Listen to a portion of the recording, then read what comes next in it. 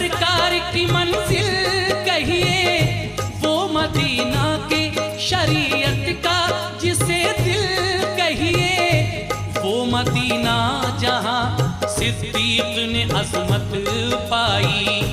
वो मदीना जहां फारूक ने इज्जत पाई,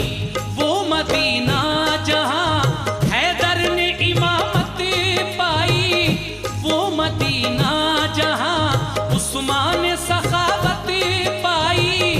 फातिमा और अली का जिसे गुलशन कहिए, वो मदीना जिसे हसनैन का आंगन कहिए। दीन इस्लाम उसी पाक ज़मीं से